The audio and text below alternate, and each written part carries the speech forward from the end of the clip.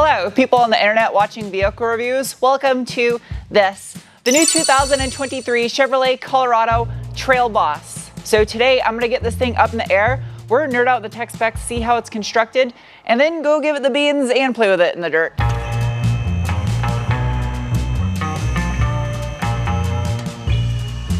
This truck has mysterious hieroglyphs. There's some right here, there's some more right here. Step. Oh, it's got a Steely for a spare. I love Steelies. This tow receiver right here, capable of towing 7,700 pounds with the Trail Boss Colorado. Well, that could have been your windshield. Ow, it hit me in the face! A solid rear axle with leaf springs. Old school, simple, but proven and reliable. The Trail Boss comes with a G80 electronic locking limited slip differential with a 3.42 final drive ratio. And because Trail Boss has a 2-inch lift over the LT and WT models. Made in USA. It's paired with a set of house blend twin tube dampers. That's not, you can't drink these. Mild aluminized steel. Stainless twin mufflers. That's interesting, they chose a one-piece aluminum drive shaft. That's a telephone pole sized exhaust on this thing. Mid-pipe measures in at, geez, 80 millimeter diameter piping. That's just over 3 inches.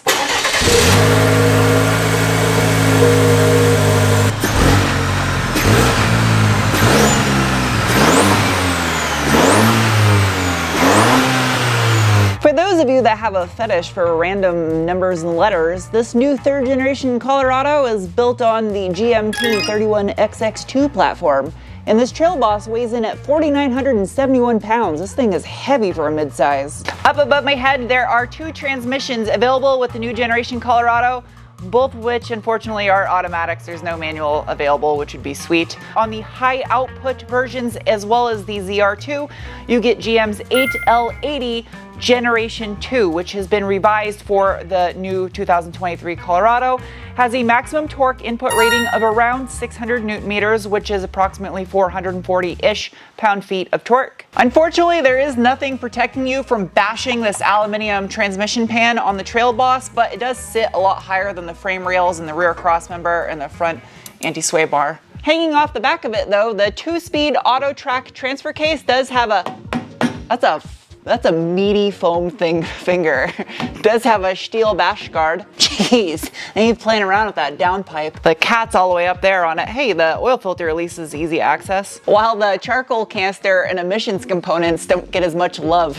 All they get is some waffled plastic bash guard.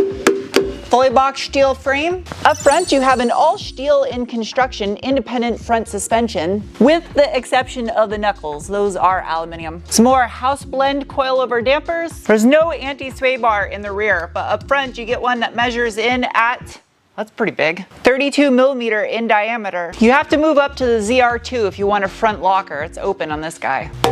Steel, plastic. Oh, that means you can't take this stupid chastity belt off the bottom, because your skid plate, oh, the front mount's right there.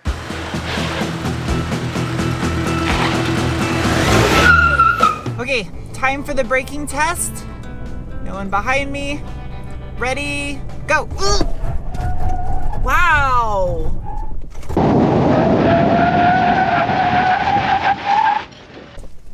That was great. That was great stopping distance for a truck. Excellent brakes and tires get credit too. Probably that's got to be near one of the best stopping Sean Connery distances for a truck. That braking was just made possible thanks to a 4-piston front caliper with a 340 millimeter or 13.4 inch front rotor. The wheels on the Trail Boss edition, these are an 18 by 8.5 alloy wrapped in a set of 2 65/65 18-inch Goodyear Wrangler Territory all-terrain tire. A hairy cardboard fender liner and another hairy cardboard fender liner. Out back you have a single piston caliper with a 337 millimeter or 13.3 inch rear rotor with the same size wheel and tire as you get up front. Instead of a clear bra over the paint, GM decided to use the texture guard under the paint all the way up to this body line on the rear fender and on the rockers and pinch weld area as well. It's pretty durable stuff. In the name of science, it is now time to give this thing the beans. A careful bolstering assessment. There is no bolstering to these seats. They're cloth. This is correct for a pickup truck. You don't need wood grain or carbon fiber or piano black surfaces with microfiber suede and leather. You just need cloth and plastic. Chevy Colorado's interior is for the type of fella that likes his cereal in one flavor. Hard. All right, as far as drive modes go, rotate. You can actually tap on this little info and it will tell you what each mode is for, when to use it. Now, as far as the traction control goes, there's no physical button for it. Neither is there even a stock for your headlights. Everything is done in the infotainment menu. I go to drive and park. I got my traction control, disable that. Then further go in here and turn off stability control if I want. There's no flappy paddles in the back of the steering wheel. However, you can move this thing down into low mode, and there is some buttons on the side of the shifter here you can change gears with, which is more for towing, and I guess you could somehow utilize that off-road also. There is some buttons on the back of the steering wheel to change your volume and your stations for your radio. I like that. All right, give this little Hydromatic some assistance and let it eat. Ready? Go. Oop, that's a little bit spinning the tires. It didn't like that. I felt a little bit of torque management involved with that shift. Sounds good. Oh, that's already good.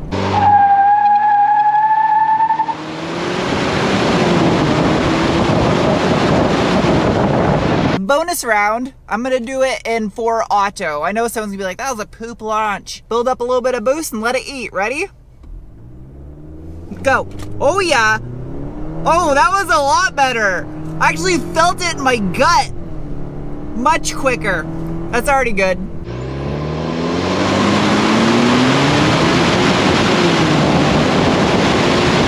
Oh yeah, it made a big difference. That was worth doing. Hood pop. No hood strut. Yeah, that's the widest AC condenser and radiator I've ever seen in a vehicle. That thing is huge. That engine almost sits completely behind the front axle. All right. Underneath the hood of the 2023 Chevrolet Colorado Trail Boss is the Lima 3 Bravo, which is an all aluminum dual overhead cam, single turbocharged 2.7 liter inline 4 that produces 310 horsepower at 5,800 RPM and 390 pound-feet of torque at 2,000 RPM. That right there is the largest production 4-cylinder you can buy today. Now what you're looking at here is the mid version of the 2.7 liter in the new Colorado. There is a lower horsepower torque version in the base WT LT grade, and then there is the high output version in the ZR2 that bumps the torque all the way up to 430 pound-feet. The only thing different between this mid version and the high output version in the ZR2 is just a tune. Underneath this giant air silencer for the intake, you can see that there's tons of room on the front half of this engine. Well, the brake master cylinder has this giant Rube Goldberg device attached to it. I'm guessing this is brake-by-wire. Digging a little bit deeper on the Lima 3 Bravo, this thing is stout, much like GM's V8s. It has a 92.25 by 102 millimeter bore and stroke. It's a long stroke, that's what he said. It has a 10.0 to 1 compression ratio, fully forged bottom end with the exception of the pistons. The exhaust manifold is cast into the side of the head, and bolted to it is a Borg-Warner B03DV, which is a dual volute turbo running at 22 PSI. Moving up to the cylinder head, it has variable valve timing as well as active cylinder management on a 4-cylinder, and it is direct inject only, no port injection to help keep the back of those valves clean.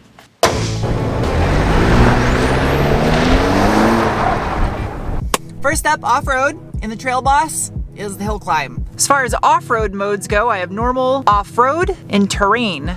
Steep hills, okay. Then in my gauge cluster, the gauge cluster on this truck is great. You can see all the telemetry right here on the gauge cluster. If I hold this down, I can change different gauge styles. Looks like a UFC fight shape, I think. And then I can go back into my infotainment screen. So I tap down here on the home, I think it's a home. I have fruit and robot compatibility, obviously, but over here you also have some more features. So it's vehicle info, so you can tap on areas for information, tire pressure, tire and brakes, brake pad life, fluid life. I also have a mode for airing down the tires, which is sweet. They include this on the Trail Boss. I'm not gonna use it, I'm just gonna leave it where it's at, but still, this is really smart. I select off-road, and now I have all kinds of telemetry here in the menu. You can go from, oh, that's neat, overlanding, altimeter. They killed it with the gauges in this truck. I'm gonna take this nice and slow so I don't get any advantage from speed going up the hill. I don't have a front-facing trail cam, unfortunately. All I have is the rear one because of the trailer package. Okay. I went really slow. It didn't like that. I was like, no, you gotta give me some momentum. Yeah, trail cams are amazing for this. Not having one is kind of a downside right now. Keep that valley right in the center. Just guessing, because I've gone up this so many times now, where that is. Not a problem. Not a problem. That was like the ultimate slow test. I wasn't even going a mile per hour up that. How do you land this thing? There it is. Don't land drone on truck. I'm learning how to fly this thing. I'm gonna make mincemeat out of the intermediate hill I test crossovers on.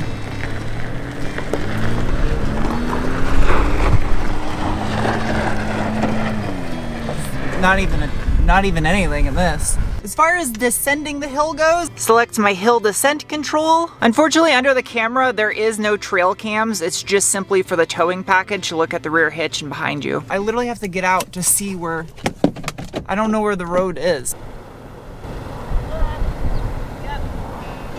This is the steepest I think I've gone down yet out here. Hitch is 20. I'm not even using the hill descent control. I'm using my foot because I don't trust robots right now. Oh man, pitch is 24. Not even on the steep part yet, 25. All right, I'm gonna let off and let hill descent control take over. Okay, good robots. Oh, it does a good job. 27 degrees. Good job, Chuck. That's a Trail Boss, so I gotta give this thing more trails. I'm gonna put it into 4 low. So I'm gonna leave it in terrain mode, 4 high, and we'll tackle this. I don't know. This thing's got 9.5 inches of ground clearance, but the breakover angle is gonna be the main issue on this, and I think it'll hit. So I might have to get out of the truck halfway through this. I don't think I can do this in this truck because of breakover angle. It's just too, maybe if I go off the side of the trail? Let's see. I think I'm gonna hit right here. Nope. Might be okay with this line. Oh yeah. I mean, the ZR2 is probably amazing. Hopefully I'll be able to review that, but for the price, this is really all most people are gonna need. It's one of the better looking generations of Colorado. There's more of the hieroglyphs. That goes down slow. Oh neat, it's got little locks for, oh, it's a compartment. That costs a little extra, but that's neat. You can put fish in there. Well, they even give you a ruler to measure your fish. They charge extra for the spray-in bed liner, but unfortunately there's no outlet back here. That's a bummer. Cloth seats, tight but cozy. That's this truck. Tight but cozy. I got leg room. Don't mind my ashy skin leaving marks everywhere. I feel like you could rage vomit all over the interior of this truck if you get a little too crazy at the Cheese Whiz off-road, and it would just clean up nicely, other than the seats. But that's what carpet cleaners are for. There's a cup holder down there in that door, but how are you supposed to get your drink through that gap? Whoa, there's no folding armrest, but there is the tiniest center headrest. That is so small. What the hell head is that headrest gonna fit? That is like a headrest for a cat. Maybe if you have a car seat and you just take your cat with you in a car seat. There's no armrest in the center. That's weird. I got some vents That's about it. That looks like a face from Legends of the Hidden Temple. I don't know. Oh, I got a slider. Oh, sliding rear window. I love these. Oh, it's for the spare tire jack compartment. Chevy has a door kerthunk like no other vehicle manufacturer. Ready? I gotta stick my chest near it because of the microphone. Yeah, it's like a trunk. Also, it has this neat little camouflage pattern to the rubberized parts inside the door handle. If there was a feature I could not stand in this truck, it was this. Buckle seat belt, just simply to shift it to drive. Thankfully, the menu gives you an option to disable that permanently, so you don't have to deal with it anymore. And speaking of natural selection, they also have a reminder so you don't forget you have a child. No wireless charge cubby, but you do get a nice camouflaged plastic so your phone can disappear, as well as some USB ports. It's a sea of plastic.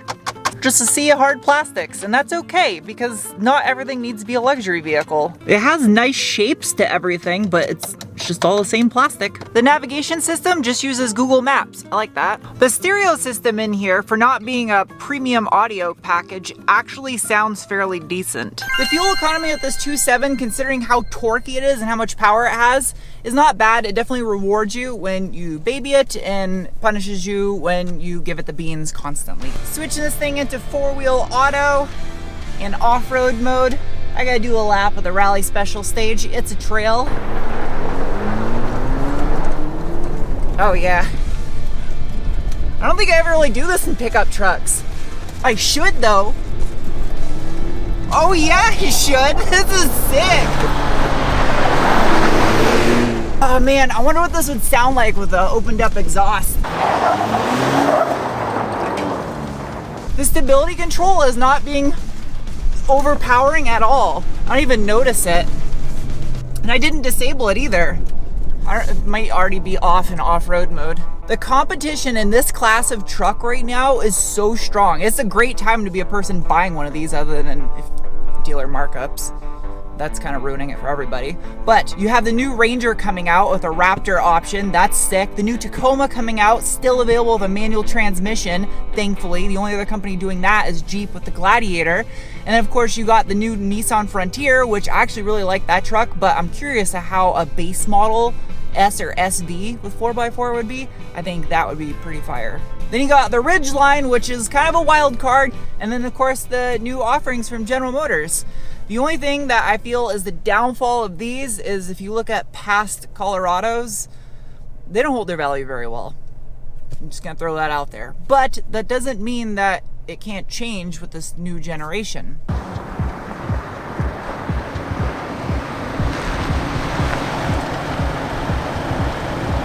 It is now time to give the Colorado some scores, starting with first the bean score, the assessment of the feeling you get in your gut when you give it the beans. And it's getting a rating of, I'm just gonna put it out there, this is a beast of a 4-cylinder.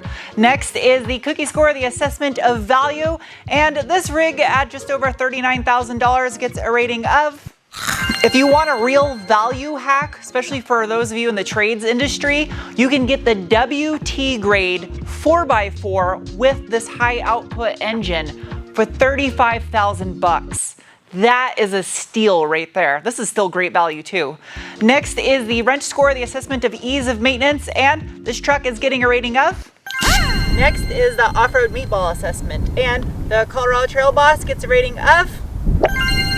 Lastly is the Penguin score, the assessment on how much I personally like a vehicle, and the new Colorado Trail Boss gets a rating of. I like this truck way more than I thought I was going to. GM, you knocked it out of the park with the new Colorado. If only you would offer it with a manual like Toyota. Anyway, I hope you guys enjoyed this review. I'll see you soon with another. Bye!